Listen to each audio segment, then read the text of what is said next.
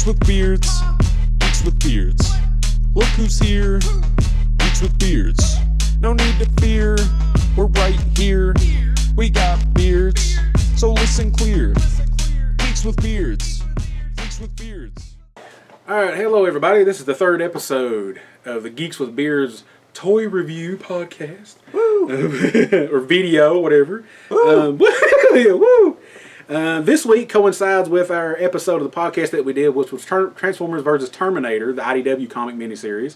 So I brought along a Transformer toy out of my personal collection. This is Machine Wars Starscream.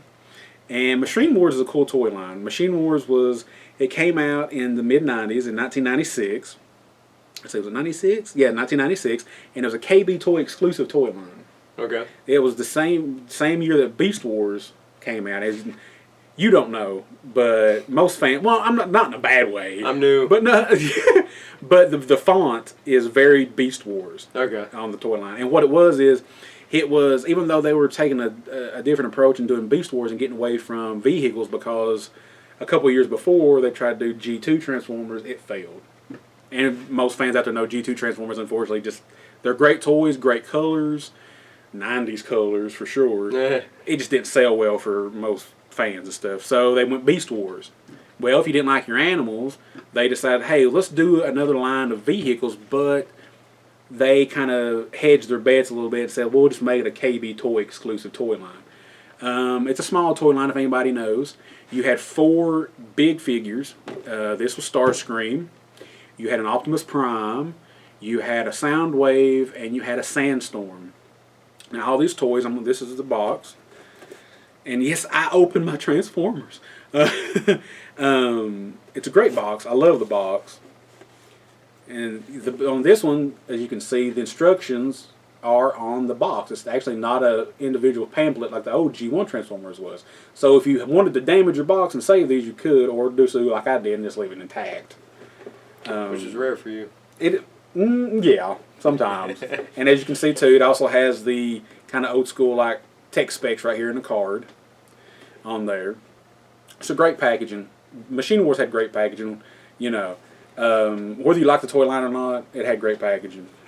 So here's the figure itself, Starscream. Nice. Big black and gray jet. Now I personalized mine. And because the stickers it came with was G1 stickers, I put G2 stickers on mine.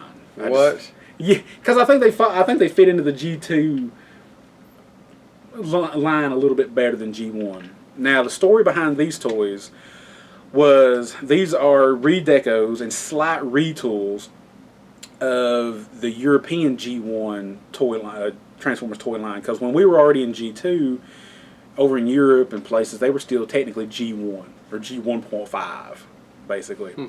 So these were different characters. This was not Starscream. I forgot the name of the character that he was. We'll put that on our socials. I forgot to look that up on his name. But he was completely different colored jet. He wasn't black or anything like that.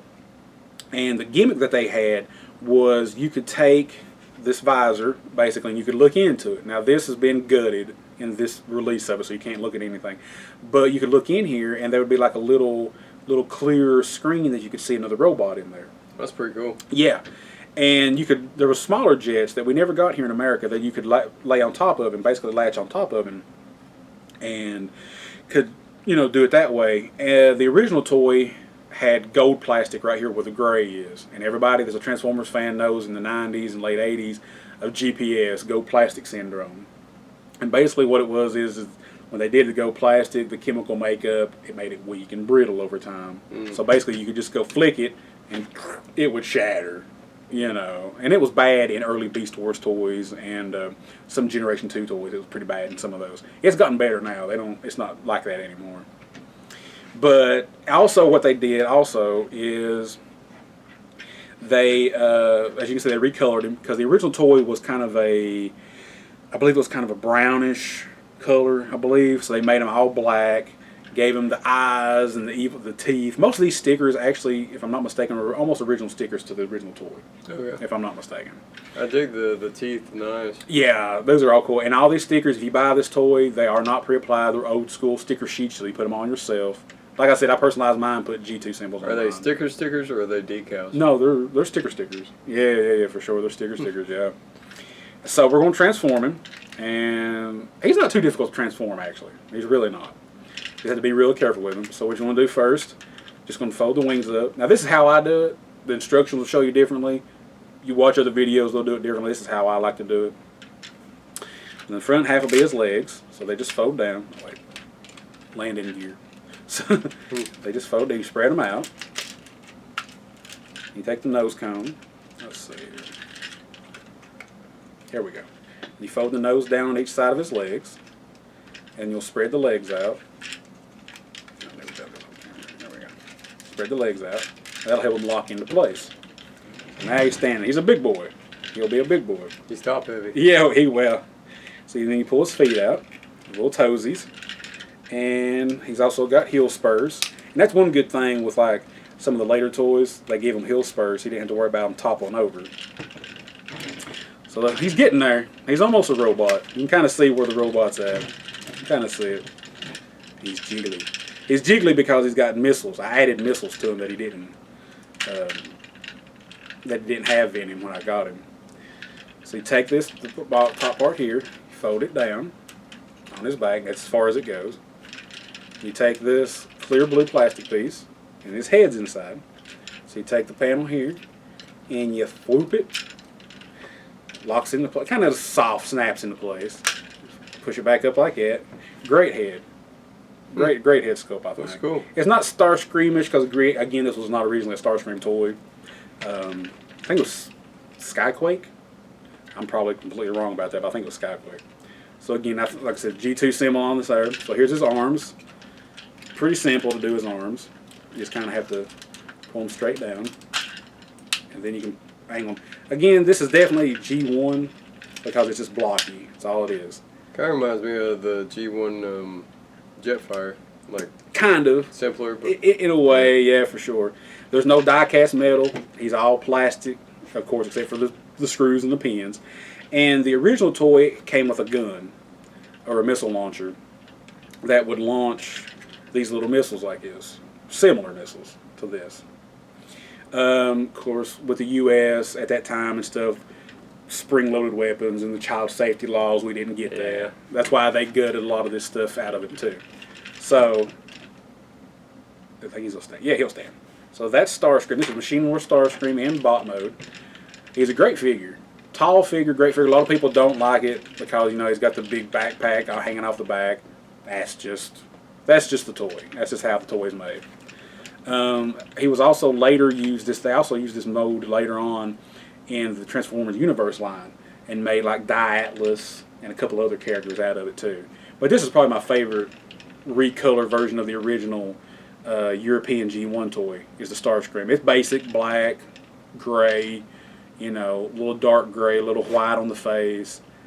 He's got light piping.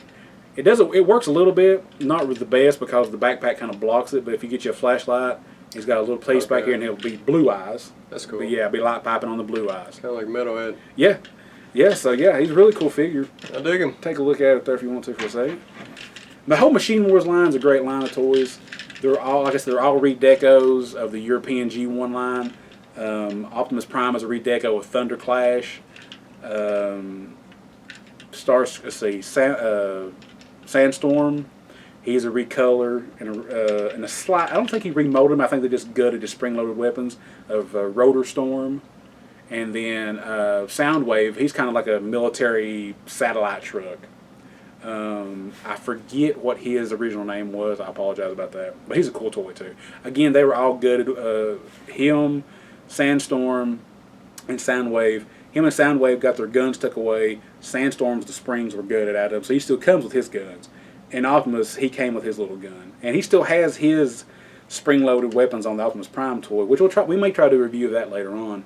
But they extended the missiles, and they took away some little missiles too because of choking hazards and stuff. Makes sense. So it was a short-lived line, not many toys. You had the 4 big ones and maybe 5, 6 small figures. It's probably maybe 12 or 13 toys altogether. It didn't do well. It failed, unfortunately. I don't know how long exactly it lasted because Beast Wars they just started dominating. Kids fell in love with the animal Transformers. Well, that makes sense. Yeah. I will say he's lighter than expected. Yeah. Again, it's all plastic. There's no die cast. Yeah. The Hasbro got away from die cast in the later years of G1. Especially around 80, starting in 86, 87, they started getting away from the die cast metal, making it all plastic. Is that what he looked like in the show? Or any show? No, there was no animation with this at all. So this is just a straight... This is just a straight toy line. The picture on the package is actually what he would look like in Europe. You can see he's got his gun with him in that picture. Okay. The Optimus Prime, a lot of people don't like it because the Optimus Prime picture is not the picture of the toys. I don't think it's on the box. Okay. The picture they use on the Optimus Prime box is a modification of the G2 laser Optimus Prime. Why Hasbro did that, I have no idea. So these are Kenner figures. Yeah, yeah. Hasbro they already owned Kenner. They bought Kenner around 1990, but they still used them for their Beast Wars Transformers line and this line for a while until they finally absorbed them and it's just all Hasbro. And this still came with the tech specs. Yeah, the old tech specs card, and like I said, the instructions are all printed on the box, like Beast Wars was. Well, no, Beast Wars came with pamphlets. Some of them came with pamphlets. But it's a great toy line. It's a small toy line. Last time I checked, it's not that expensive. Optimus and Starscream will probably be a little bit higher than the other ones because Sandstorm and Soundwave are smaller vehicles. And all the other small vehicles that are carded are all your little spring-loaded ones. So which that means is basically it's a one-step thing where you just unhook one thing and they auto-transform. Okay. Basically, yeah. So it's a great toy line. Not for everybody. Not for every Transformer collector. So same as Action Masters wasn't for every Transformer collector back in the day either. But I love it. It's a great toy. It's pretty cool. All right. All right, we'll catch you on the next one, guys. Have a good one. Geeks with beards. Geeks with beards. Look who's here. Geeks with beards. No need to fear. We're right here. We got